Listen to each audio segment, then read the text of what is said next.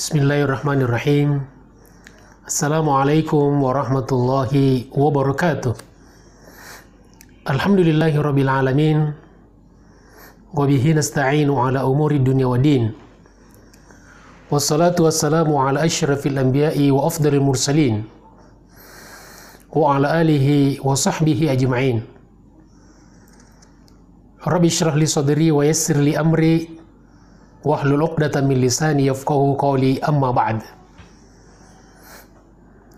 Saudara-saudaraku, pemirsa dimanapun Anda berada, tema kita pada kesempatan ini yaitu balasan Allah terhadap orang-orang zalim. Balasan Allah terhadap orang-orang zalim. Wa na'udzubillahi min dzalik. Di dalam Al-Qur'an disebutkan bahwa pembalasan Allah Subhanahu wa taala terhadap orang-orang zalim, terhadap orang-orang yang melakukan dosa dan kemaksiatan, serta kejahatan-kejahatan yang lainnya melalui 4 tahapan. Tahapan yang pertama yang disebutkan dengan marhalatul imla, yaitu penangguhan, pemberian tenggang waktu, bahwa Allah Subhanahu wa taala memberikan tenggang waktu kepada para pelaku kezaliman. Untuk apa diberikan tenggang waktu?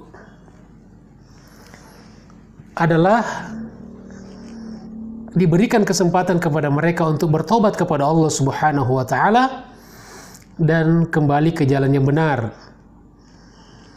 Hal ini sebagaimana firman Allah Subhanahu wa taala di dalam surat Al-A'raf ayat 183. A'udzu billahi minasyaitonir rajim. Wa umli lahum inna kaidi matin. Wa umli lahum, dan aku menangguhkan hukuman atas mereka, yaitu orang-orang zalim. Inna kaidi matin, sesungguhnya rencanaku, skenarioku, kata Allah Subhanahu wa taala, adalah solid, kuat, hebat, tidak bisa ditandingi. Manusia bisa berencana, Allah juga berencana. Dan rencana Allah Subhanahu wa taala yang pasti menang. Bahkan rencana kita manusia pun tidak akan yang bisa terjadi kecuali atas izin dan kehendak Allah Subhanahu wa taala. Saudara-saudaraku, pemirsa yang saya hormati, kemudian tahapan yang kedua disebutkan dengan marhalatu al-istidraj, yaitu Allah Subhanahu wa taala menggiring secara pelan-pelan, secara halus para pelaku kezaliman itu, para pelaku dosa dan kemaksiatan serta kejahatan-kejahatan yang lainnya, kepada kebinasaannya, kepada kehancurannya. Tetapi diberikan umpan, yaitu diberikan berbagai macam kenikmatan duniawi. Mereka diberikan kesehatan, usahanya lancar, sukses, urusannya juga lancar, dan berbagai macam kenikmatan-kenikmatan duniawi sebagai pancingan.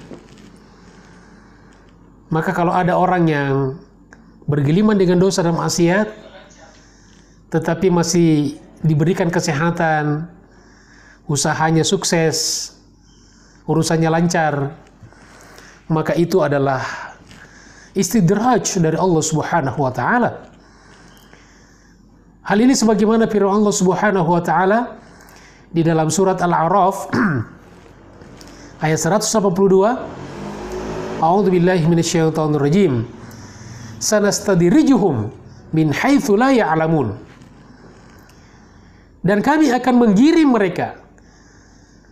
Kami akan membawa mereka kepada kebinasaan, kepada hukuman secara pelan-pelan.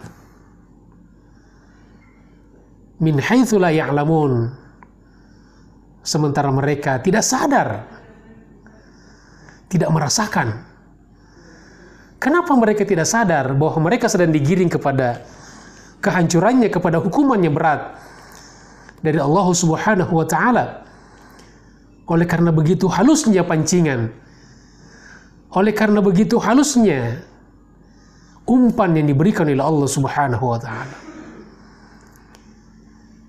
Kemudian, pemirsa yang dirahmati Allah Subhanahu wa taala, tahapan yang ketiga yaitu marhalatut tazyin. Dari kata zina yang berarti perhiasan, ya, keindahan, kecantikan, yaitu bahwa setan menjadikan indah, menjadikan menarik perbuatan orang-orang zalim itu. Setan memoles, merekayasa, sehingga perbuatan kezaliman yang mereka lakukan seakan-akan indah, seakan-akan baik.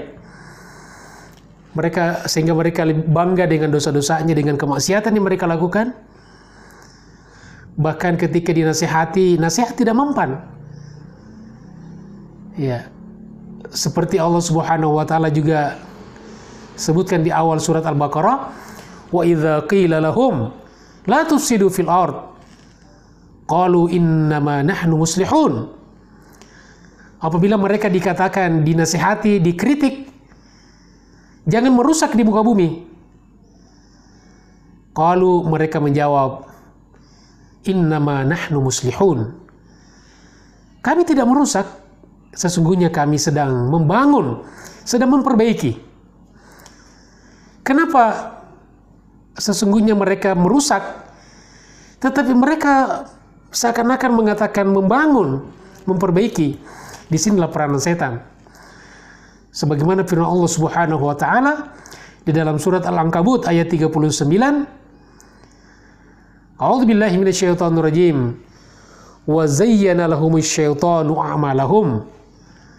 Dan setan menghiasi dan memperindah amal-amal mereka sehingga yang buruk kelihatan jadi baik, ya, yang rusak seakan-akan juga menjadi baik.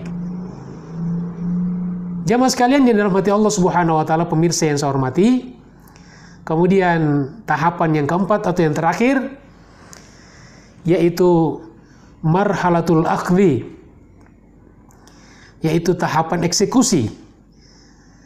Allah Subhanahu wa taala pada akhirnya menjatuhkan hukuman kepada para pelaku kezaliman itu sesuai dengan hukuman yang Allah kehendaki kepada orang-orang zalim itu.